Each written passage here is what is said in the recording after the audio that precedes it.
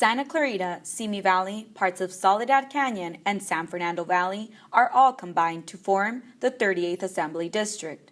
Currently representing the district is Republican Scott Wilk, whose term ends this November. The two candidates running up are Republican Dante Acosta and Democratic Christy Smith. Acosta's small business background gives him insight on how the economy works. This, along with his experience in city council, forms his campaign. I'm running to bring some balance back to Sacramento.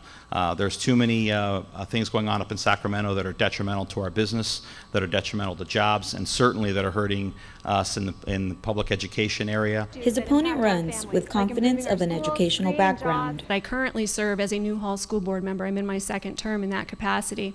And I have been an elected delegate to the California School Boards Association, and I've also served on our local trustees board as a legislative vice chair.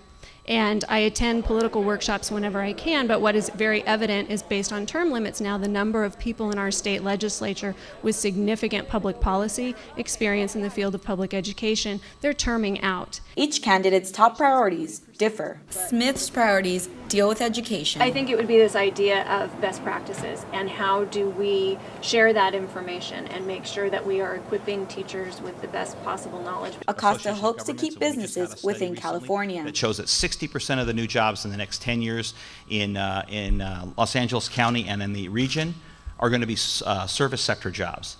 Those are now forced minimum wage $15 an hour jobs. Those are not the kind of jobs that people in Santa Clarita are going to be able to stay here, afford to live here, because our state and the leaders in our state have been pushing businesses out of this state. Acosta tried to say Smith will vote along party lines. Smith says she would vote according to what the district wants. It's a challenge. I mean, I will have a much greater challenge to govern than my opponent will. My opponent would have the freedom to go and be a no vote on anything he doesn't agree with. I'm really going to have to study in depth every bill that comes in front of me and make the decision that I think A, is best for my constituency, and B, makes the most fiscal and financial sense. New developments in the race. As of last week, Acosta claimed his opponent has racially attacked him. I'm a businessman, city councilman, and a Gold Star father. Yet my opponent is trying to cast me as nothing more than a Mexican two-bit thug.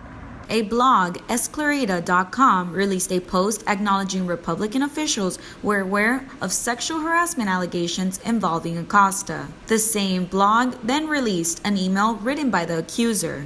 Acosta has not had the opportunity to talk with Cougar News, even after several attempts. For Cougar News, I'm Briseida Holgan.